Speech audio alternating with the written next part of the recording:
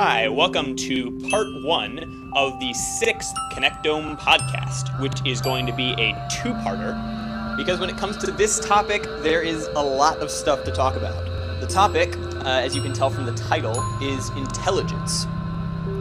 Now, I've been promising for a while that we were going to do a podcast on consciousness and models of consciousness. And there are a couple of ways to approach this. We could approach it from a philosophical angle and ask, what do we mean when we talk about consciousness? Or we could approach it from the angle that this podcast is going to approach it from, which is to ask, what exactly is intelligence? What are we talking about when we say that a conscious human mind has intelligence? In other words, is intelligence just the ability to solve tricky problems? Is it the same thing as consciousness? Or is it something more subtle? Maybe something more like the ability to recognize when there's a problem or to recognize a pattern. So to look for some answers to these questions, we've rounded up the first ever Connectome podcast roundtable, where I'm going to moderate a discussion between two guys who are coming at the problem of intelligence from very different and yet similar angles. Similar because they both come out of a computer science background, but different because one of them is approaching the problem of intelligence purely from a computational standpoint, whereas the other one is approaching the problem by trying to reconcile artificial intelligence research with what we already know about intelligence in the brain. And the first of these guys is David Saintloth. He's got a background in electrical engineering, and now he's working on a piece of computer software that hopefully will apply general intelligence, general artificial intelligence, to problem solving in business settings. And our second guest is Wai Tsang, who studied computer science, then, like me, got really into neuroscience, and started wondering if there was maybe a unifying language or concept by which we could describe both artificial intelligence and human intelligence, brain-based intelligence. And he's been traveling around the UK delivering lectures, talks, which are also on YouTube, about how we might be able to reconcile these two disciplines and make some serious breakthroughs in the field of artificial intelligence and in understanding our own consciousness. That's it for the introductions, so let's get into the roundtable. We're going to be talking about what exactly is intelligence. Can we design a general artificial intelligence that optimizes itself for different tasks? And are there ways to keep it from being evil and trying to destroy us? So, welcome to the podcast, David and Wai.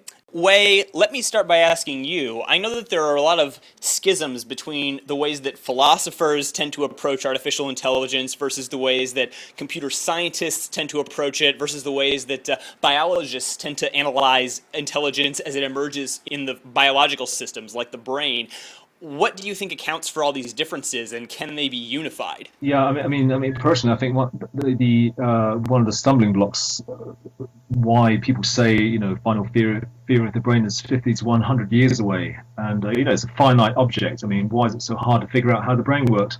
And I think it's a large part of it has to do with the fact that all the components of intelligence, they really interact, intertwine in a very tight way. So all these separate huge problems like combinatorial explosion, the brittleness problem, how do we represent things hierarchically, the problem of context, all these problems are actually totally intertwined with one another. And I believe that's the reason why, so you can't separate out the problems. That's one of the reasons why AI has been such a difficult thing. And another thing is the way academia works, that you have these kind of compartmentalizations of specializations, and you really need to bring all these kind of ideas together: cognitive science, neuroscience, computer science, information theory, etc. And that's why I believe, artificial intelligence doesn't really progress. I mean, Peter Norvig, he said it himself, in his career, 20, 30 years, there's been no kind of actual kind of theoretical progress, he says. Only, right. He's got faster and just more kind of processor power and stuff. But in actual, in terms of theory, I mean, it's kind of, nothing much happened in the past 20, 30 years. And that's, Right. Well, isn't it? Well, that's true maybe up until about 15 or 20 years or so. Actually, Peter was one of the really pioneers in these approaches which use statistical learning approaches.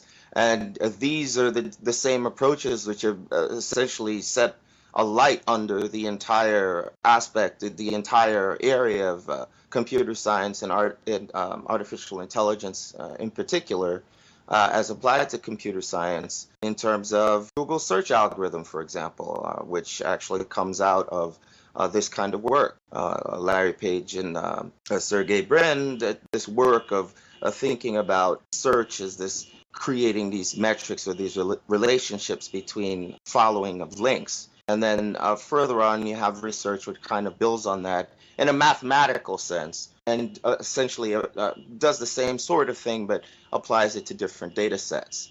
A lot of the work that I've been doing actually is kind of built on this kind of work. Peter Norvig actually is a friend of mine on Facebook, so just to get that out there. What's happened that's very exciting in the last really just 5 years is this coming together of this information, this mountain of information that's coming out of Wais side of the science, out of the neurosciences. In neuroscience, we have functional magnetic resonance imaging studies that are coming out and finally peering into the brain and giving us these data maps and showing us how the internal connections of the brain work. And you know, as a brain freak who was on the hardware side of things, you know, I grew up as a kid and watched all the great movies and war games and this and that. And these are the things that really got me excited about actually getting into computer science, you know, this whole can I create an artificial kind of brain thing. And when the fMRI studies started coming out and illuminating the internals of the brain and actually putting together how vision works and how audition works, and now working on olfaction and how the somatosensory map connects to all of this. It just all felt so much like how an engineer would go about building these things, even in its weird kind of evolutionary kind of approach where, you know, it's like, you know, there's no master builder to evolutionary's method, but yet somehow it consistently finds at least the best current approach to take in order to solve the problem. And so when you look at the work that's coming out of neuroscience and then you tie that together with computer science, it just mates so beautifully together, which gets to Wai and his discovery, I think, which is a critical discovery of this a binary a search tree is kind of this basis which can be iterated in a fractal way to kind of, over statistical time, essentially build a map of whatever data is being sampled, whether that data is being sampled in olfaction or the gustatory sense or vision. It's just basically building that up over time. And it's really a fascinating thing. And I'd really like to hear some more from Wai about what your progress is on the side of at least as far as the code is concerned, and trying to emulate what you have been learning in your biology. So you've been coming at it from biology to code. I'm going at it from code to biology. Exactly. I think AI. The point I was making was that yes, I mean there's progress in terms of kind of slight modifications or slight augmentations in existing theory, or applying ideas from statistics into artificial intelligence, or making things like, say, Bayesian analysis more kind of mathematically rigorous, say. Well, the point I was making was that there's a kind of like a theoretical impasse. And when I talked about Peter Norvig, in an interview quite recently, a few months ago, where he actually says he surveyed the literature and he was trying to see, is there anything about today, theoretically, conceptually, that's very different from when he started his career 20, 30 years ago. Mm. There's no kind of, real kind of breakthrough going on. It seems to be a conceptual blockage. I mean, the Singularity Summit 2012, they talk about everything. Some of the ideas, some of the talks were good, but the actual, in terms of like theoretical advances, I mean, people talked about metaphysics, they talked about everything, but how do you create the singularity? You know what I'm saying? There seems to be a kind of theoretical impasse. And now what I'm trying to do with the fractal brain theory is basically provide a language for basically unifying information theory, computer science, artificial intelligence with neuroscience. And I believe this very simple conception of binary trees and binary combinatorial spaces provides that kind of mapping, that critical language that allows us to kind of unify all these different areas and all these different fields in one same language. I remember reading years ago, Rodney Brooks, who was director of MIT Labs years ago, talked about what's needed for this kind of conceptual breakthrough is this kind of unifying language that can somehow make AI progress. And I think it answers one of the questions is you have two camps in artificial intelligence. You have one camp, including people like Ben Goitzel, Doug Lunat, Niels Nielsen, Dan Hillis, even Stephen Wolfram, who say there's going to be no critical breakthrough, no overarching algorithm, no kind of like critical, central, unifying concept of AI. Right. Now, versus people like Dan Horvitz or even Ray Kurzweil, Andrew Ng of Stanford, well, they say there is a possibility of a deep theory. They have no idea what it looks like, this deep theory, this kind of like unifying critical breakthrough in deep theory. And David Deutsch, the philosopher, in a recent article, talks to us about this kind of critical breakthrough, this big idea that can actually suddenly give us AI. Now, I believe, this idea of having a kind of like a deep language that allows us to express all these different fields, all these different problems in one critical language is really the key to actually giving us this kind of master breakthrough. And I believe that it comes from neuroscience, because I believe by actually taking this language and taking what we know about the brain and formalizing it in this kind of binary fractal language, it allows us really to solve some of the deepest problems in AI to do with hierarchical representation, to do with how to represent space and time, but also how to represent things, how do we create symbols and stuff.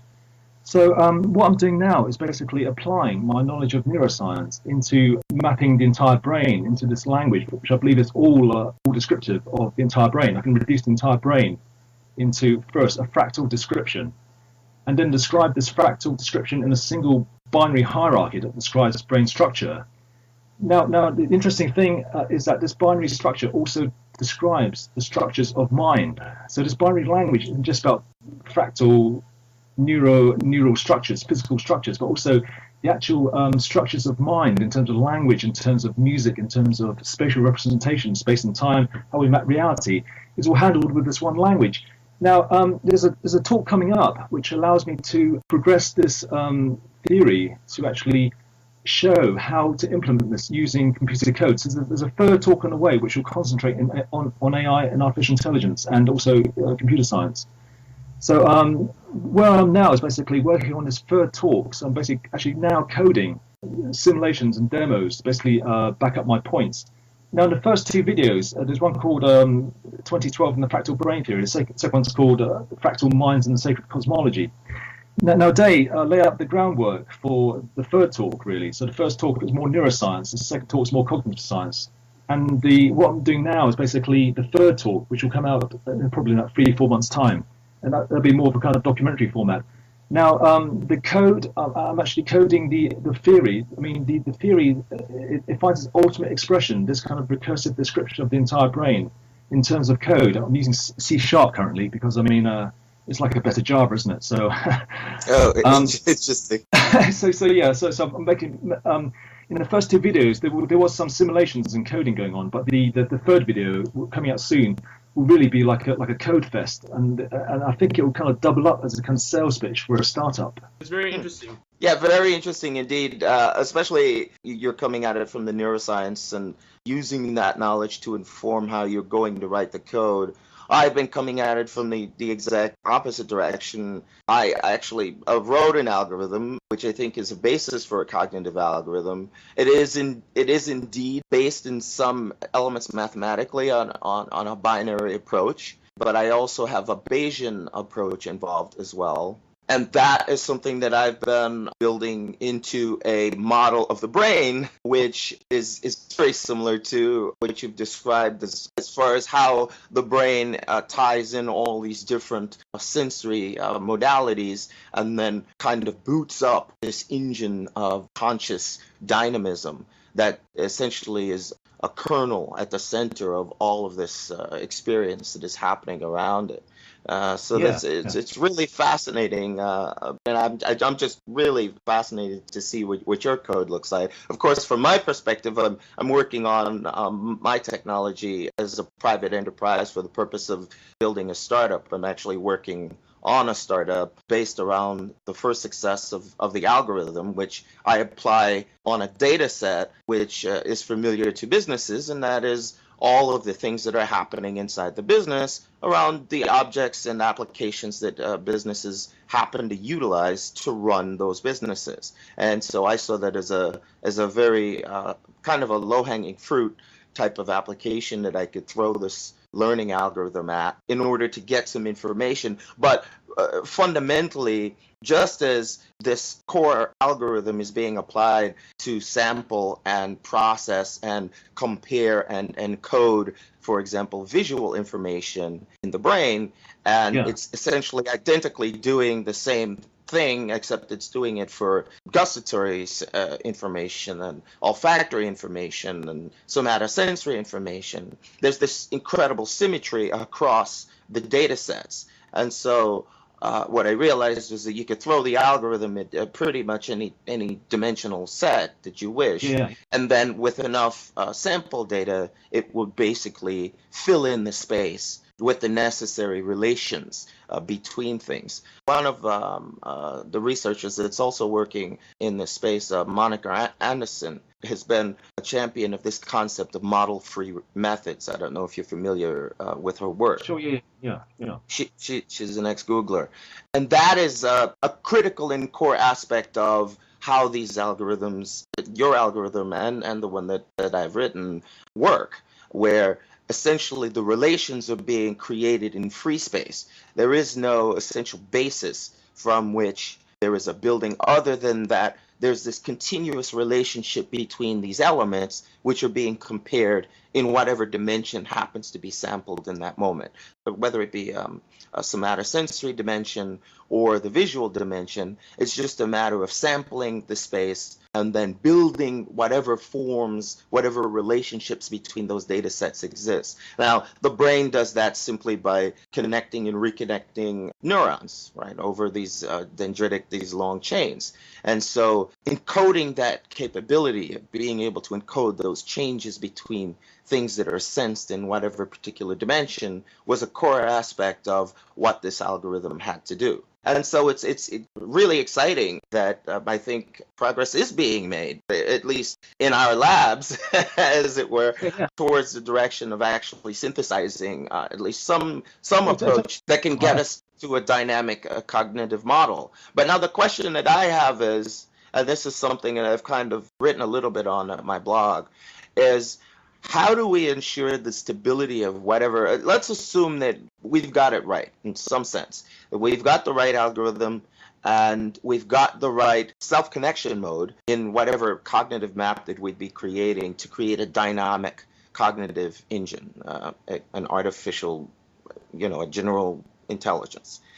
How do we ensure that this entity correctly samples the world space so that it does not develop into a pathological consciousness? This is one of the biggest problems I think that we face, because the combinations of possible connections are just astronomical. And so we want to make sure that the cognitive development scope is one which kind of aligns in some way with how we think and or how animals think. And it's something that we can actually, in some sense, find relationships with.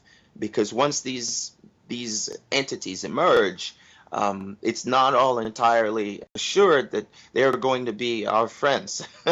Or want to. You've run through a whole bunch of points there, David. And I want to give Wai a chance to address some of these. So, Wai, what were you going to say? Lots of points to answer. Firstly, to say on an axis, you can have completely model-free and completely like fixed and hardwired and programmed. I believe human beings are not completely model-free because we're born with a lot of instincts, a lot of hardwiring, a lot of predispositions, which is like evolved over time. And some animals, don't learn. They're basically completely hardwired. They come out of their mother's wombs and then they're completely behaving like a horse, or on the extreme of completely model-free and being completely hardwired. Humans are kind of in between. So we're not completely model-free. We're born with a lot of kind of hardwiring and instincts and predispositions. And I think one of the things that AI is lacking, and what stops a lot of progress in AI, I believe, is a conceptual problem. So many times you hear it, people say that when AI people solve a problem that's hard, then people say, oh, that's not AI anymore. And they complain that, there's this hard problem like driving a car or playing chess, and that's an AI problem. But once you solve it, it's not AI anymore. And there's a reason for that. Because I believe intelligence is the act of generating the solution. So once you've generated the solution isn't intelligent, but the act of generating the solution is intelligent. So the point is that the act of generating the solution is finding a way through this kind of model space, model-free model space, and basically we come into this kind of this combinatorial space of all possibilities, configurations of intelligence, with this kind of hard wiring. Now, say Ben Goetzel, he talks about this kind of integration problem. He says that we can't find a central generative algorithm. So he says there's no critical generative algorithm because we can't find one. So he sees the problem of AI, AGI, as taking all these human-generated solutions and somehow cobbling them together. And he has an integration bottleneck. And he sees the fundamental problem with AI as creating these human-generated solutions and then somehow piecing these human-generated solutions together, which relates to my first point, that the act of intelligence is the actual creation of these solutions. Once you created the solution is not intelligent. The actual act of creation that's where the intelligence lies. Now back to the second point of, how do we create AIs that are not evil or unfriendly? Now this is really the crux of the problem, because I think this is another misconception, and the guy who used to run what was called the Singularity Institute, Luke Melhauser, talks about this kind of huge phase space of possible intelligences, that the problem of artificial intelligence is somehow we have to find that point in, that region in phase space of all intelligences, and then that's the act of, creating artificial intelligence. I say no. The creation of artificial intelligence is actually creating the process which explores that phase space. You see what I'm saying? Right. Basically, artificial intelligence has to be a generative process that actually explores the phase space and actually generates these possibilities of intelligence. In the fractal brain theory, and also in my conception of things, and also in the core algorithm, which I'm generating for the next talk, which I think will be a basis of a startup, I believe, and I think, and I can show in the next talk, and in the software I'm generating, that the process by which brains come into being, i.e. cell division, one cell becomes 2, becomes 4, becomes 8. Okay, that's cell division. That's how your body comes into being. That's how your brain comes into being.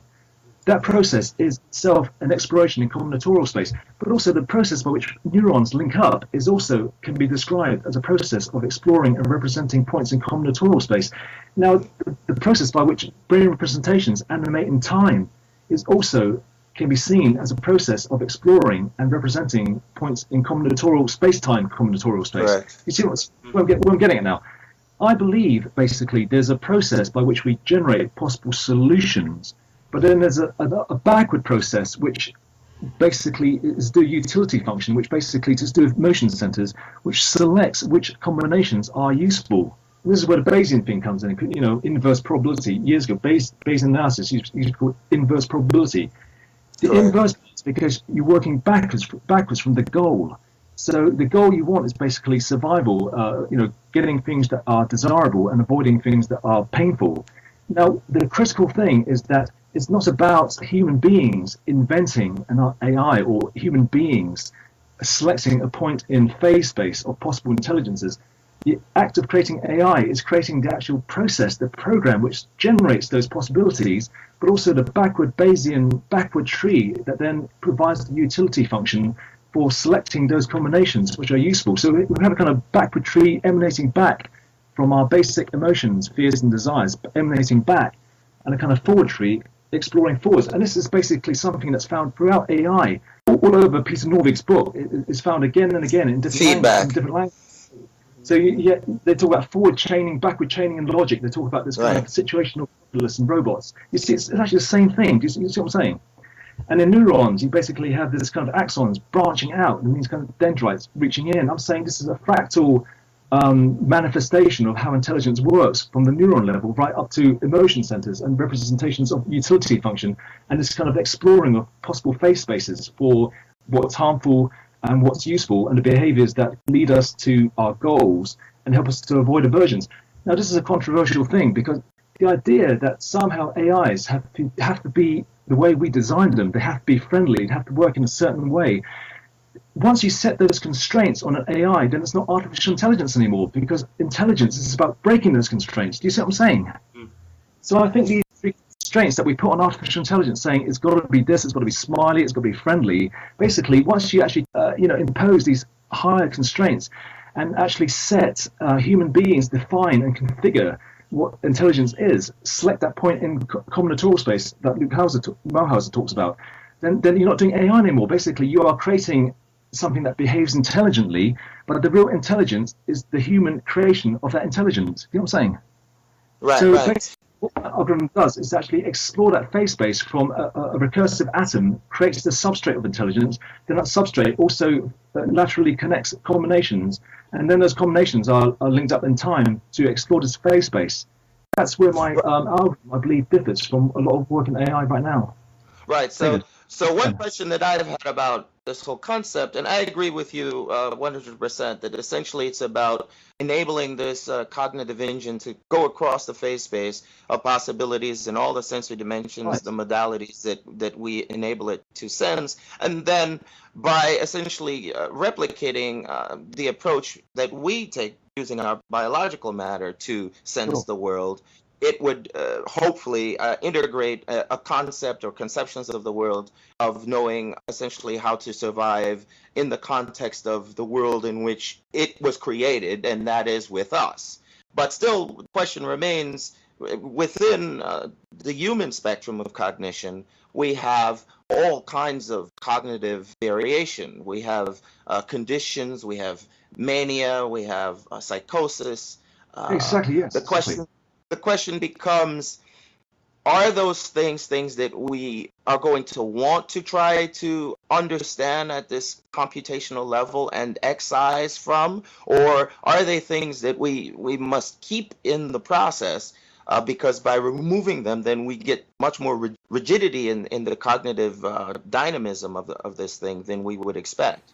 Now, unfortunately, we're going to have to take a break because this is already getting close to the half-hour mark. But next week, we're going to pick this right back up, and we're going to dive into some of those questions that you raised, David, about dynamism in cognitive systems that exist in a biological sense, and we're going to compare that with the kinds of dynamism that we're looking for when we talk about designing artificial general intelligence. And we're also going to dive into some related and very intriguing questions, like how much of intelligence is hardwired into a human brain, and how much of it develops as a human being interacts with his or her environment. We're going to talk about how does intelligence stay so adaptable? How does it keep learning about new things and understanding new things throughout decades of life? And we're even going to talk about the question of how much of our perception of space and time and the way that physics works is derived directly from the ways that our brains represent reality. So for now, thank you so much, David and Wai, for joining us this week. And everybody who's listening, we will get back to you this time next week with part 2 of the Connectome podcast, episode 6. Until then, have a great week, everybody. Go do some science. Là où les fleurs sont gratuits, les rêves se comptent en milliards. Mais toi bien c'est 609, on ouvre les portes au pillard. Délinquance, raquette, agression, débordement. Tu sais l'argent ne fait pas le bonheur, mais l'améliore fortement. Te voilà, prévenu, les rêves se comptent en milliards. Mais toi bien c'est 609, on ouvre les portes au pillard. Dans les sous-sols de l'Essonne, dans les halls et dans l'espoir, on nous laisse croire que tant qu'il y a du bif, il y a de l'espoir. Si j'avais planqué des milliards, j'aurais un yacht à la Jay-Z.